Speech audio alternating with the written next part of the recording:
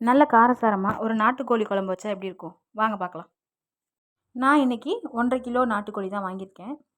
அதுக்கு நான் 2 பெரிய வெங்காயத்தை நீல வாக்கில் கட் பண்ணி வச்சுக்கிறேன். அப்புறம் 2 தக்காளி, நல்லா பழுத்த தக்காளியாக எடுத்துக்கோங்க. அப்புறம் சின்ன வெங்காயம் ஒரு 10லேருந்து 15 அந்த மாதிரி உரித்து வச்சுக்க வேண்டியதான். நான் வந்து இந்த நாட்டுக்கோழி குழம்புல எப்போவுமே உருளைக்கிழங்கு போடுவேன், ரொம்ப டேஸ்ட்டாக இருக்கும்.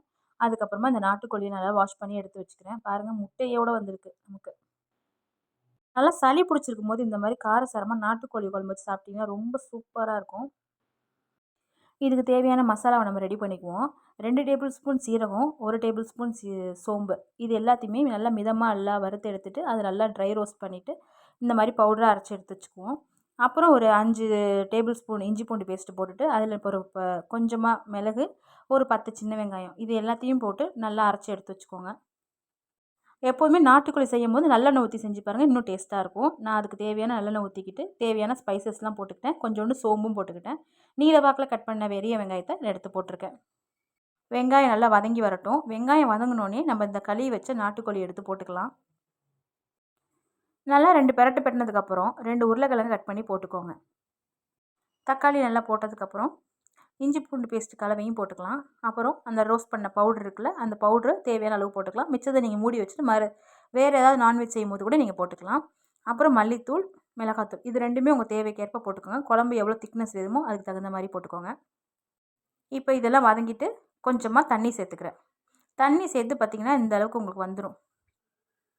இதோட அந்த எடுத்து வச்ச முட்டையை நான் இதில் ஆட் பண்ணிக்கிறேன். உங்களுக்கு தேவையான அளவு தண்ணி நீங்கள் இதில் ஊற்றிக்க வேண்டியதான். நல்லா கோழி குழம்பு கொதி வந்தோடனே கறி வெந்துருச்சான்னு பார்த்துட்டு வெந்ததுக்கப்புறம் ஒரு 10 நிமிஷம் சிம்மில் போட்டு நீங்கள் ஆஃப் பண்ணிட வேண்டியதான்.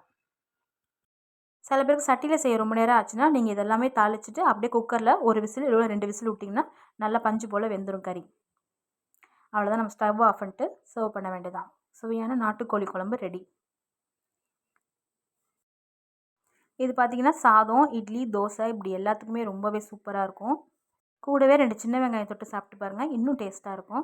சளி பிடிச்சிருந்தா கவலையே படாதீங்க, ஒரு நாட்டுக்கோழியை வாங்க, இந்த மாதிரி காரசாரமான குழம்பு வைங்க, உடம்பு வந்து ஆரோக்கியமாக வச்சுக்கோங்க.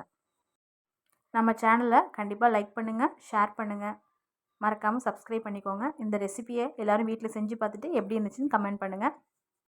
இது வரைக்கும் என் சேனலை சப்ஸ்கிரைப் பண்ண எல்லா ஃப்ரெண்ட்ஸ்க்கும் ரொம்ப நன்றி. தேங்க்ஸ் ஃபார் வாட்சிங் ஃப்ரெண்ட்ஸ். தேங்க்யூ.